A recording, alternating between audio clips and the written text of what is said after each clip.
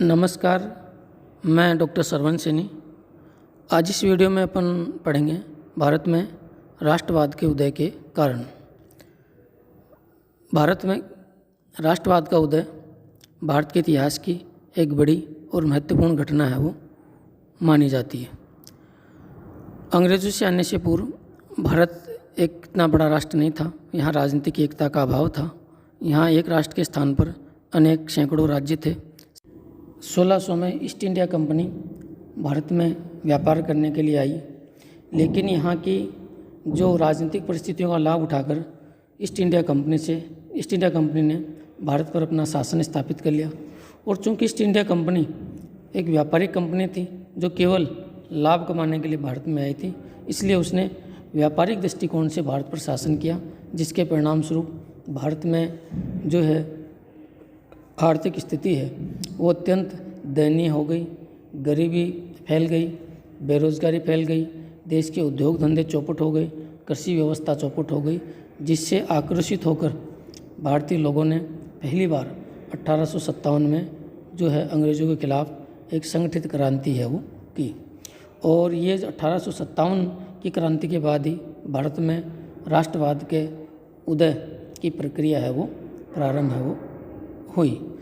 तो भारत में जो राष्ट्रवाद का जो उदय हुआ, राष्ट्रवाद की जो भावना लोगों में उत्पन्न हुई, वो एक भारत के इतिहास की बड़ी घटना है। और ये जो राष्ट्रवाद की जो भावना भारतीय लोगों में उत्पन्न हुई, वो किसी एक कारण से नहीं हुआ, बल्कि यह राष्ट्रवाद का जो उदय है वो अनेक कारणों का सामूहिक परिणाम था। तो आइए अब अपन जानते हैं कि भारत में जो राष्ट्रवाद की भावना उत्पन्न हुई, इस राष्ट्रवाद के उत्पत्ति में किन किन कारणों का योगदान था। तो आइए अब जानते हैं राष्ट्रवाद के उदय के कारण। पहला कारण है 1857 का विद्रोह। तो भारत में राष्ट्रवाद के उदय का जो पहला और महत्वपूर्ण जो कारण माना जाता है वह माना जाता है 1857 की क्रांति का।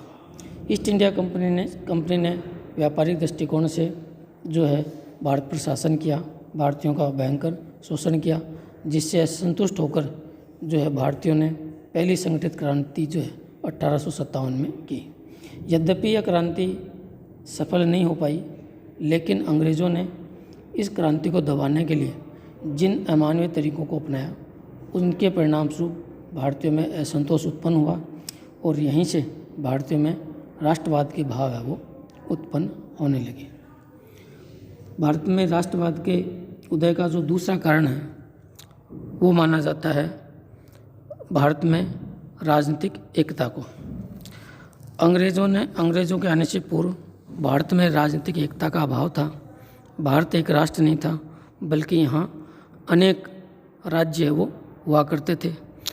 अंग्रेज़ों के शासन की एक बड़ी देन ये थी कि अंग्रेज़ों ने पूरे देश को एक राजनीतिक एकता प्रदान की और पूरे भारत में एक जैसी शासन प्रणाली की स्थापना की, एक जैसे कानून को लागू किया, एक जैसी न्याय प्रणाली की स्थापना की, जिसके परिणाम स्वरूप भारत में राजनीतिक एकता की स्थापना हुई।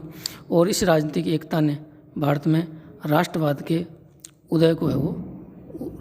उदय में अपना योगदान दिया। भारत में राष्ट्रवाद के उदय के लिए अगला जो कारण उत्तरदायी माना जाता है वह है सामाजिक और धार्मिक सुधार आंदोलन। 19वीं शताब्दी में भारत में अनेक धार्मिक और सामाजिक सुधार आंदोलन हुए। इन सुधार आंदोलनों ने भी भारत में राष्ट्रवाद के विकास में काफ़ी योगदान दिया।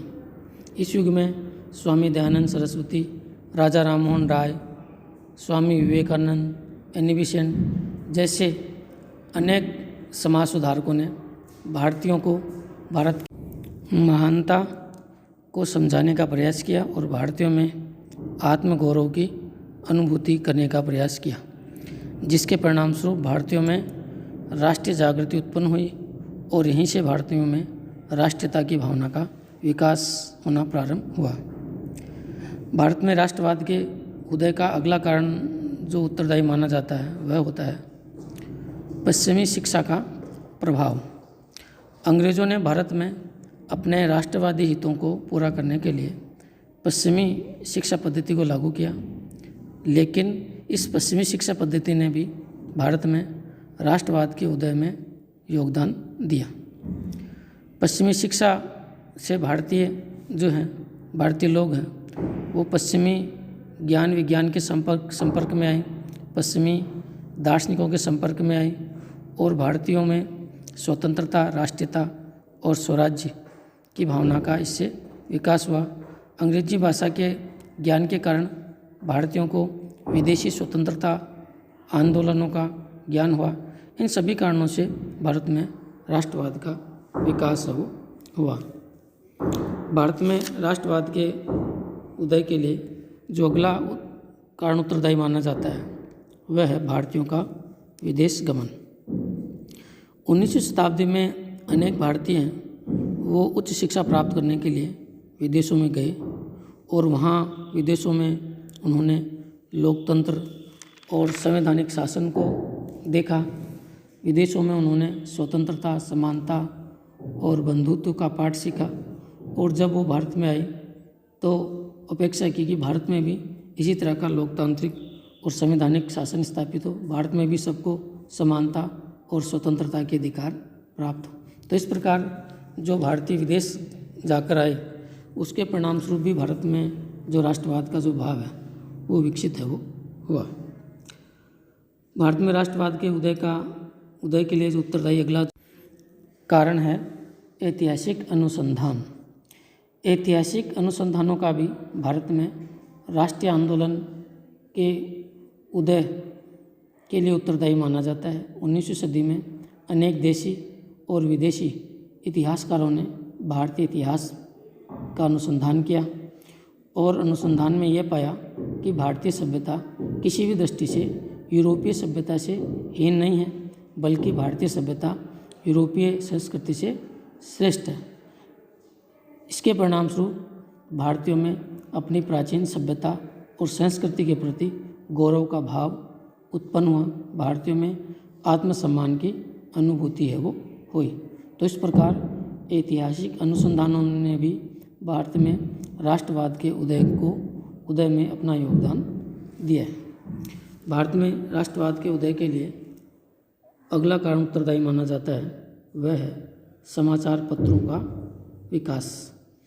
पश्चिमी शिक्षा और अंग्रेज़ों के प्रभाव से भारत में प्रेस का विकास हुआ और देश में अनेक भाषाओं में जो है समाचार पत्रों का प्रकाशन होने लगा। इन समाचार पत्रों के द्वारा भारत में राष्ट्रवाद की भावना का विकास किया गया तथा अंग्रेजी भाषा के ज्ञान के कारण जो है साहित्य का भी विकास हुआ और साहित्य के द्वारा भी जो है वो भारत में राष्ट्रवाद के विकास में योगदान है वो दिया गया। भारत में राष्ट्रवाद के उदय के लिए उत्तरदायी अगला जो कारण माना जाता है वह है आर्थिक असंतोष। ईस्ट इंडिया कंपनी ने भारत में जो है वो भारतीयों का भयंकर आर्थिक शोषण किया। ईस्ट इंडिया कंपनी के बाद ब्रिटिश सरकार ने भी भारतीयों का भयंकर आर्थिक शोषण किया। अंग्रेज़ों की गलत आर्थिक नीतियों के कारण देश के उद्योग धंधे और कृषि व्यवस्था है वो चौपट हो गई, जिसके परिणाम स्वरूप भारतीय बेरोजगारी, निर्धनता और भुखमरी के शिकार हो गए, जिसके परिणाम स्वरूप भारतीयों में असंतोष उत्पन्न हुआ और भारतीयों में ये भाव उत्पन्न हुआ कि भारतीयों की इस दुर्दशा से मुक्ति तभी मिलेगी जब भारतीयों को अंग्रेजी शासन से मुक्ति मिलेगी। तो इस प्रकार जो आर्थिक जो समस्याएं थी उनके परिणाम स्वरूप भी भारत में राष्ट्रवाद का उदय है वो हुआ। राष्ट्रवाद के उदय के लिए अगला कारण उत्तरदायी माना जाता है वो है भारतीयों को उच्च पदों से पृथक करने की नीति। ब्रिटिश सरकार दिखावे के तौर पर भारतीयों को उच्च पदों पर नियुक्त करना चाहती थी, लेकिन ये केवल दिखावे की नीति थी। ब्रिटिश सरकार की मंशा ये थी कि भारतीय जो है उच्च पदों से पृथक रहें और भारतीयों को उच्च पदों से पृथक करने के लिए ब्रिटिश सरकार तरह तरह के हथकंडे अपना रही थी।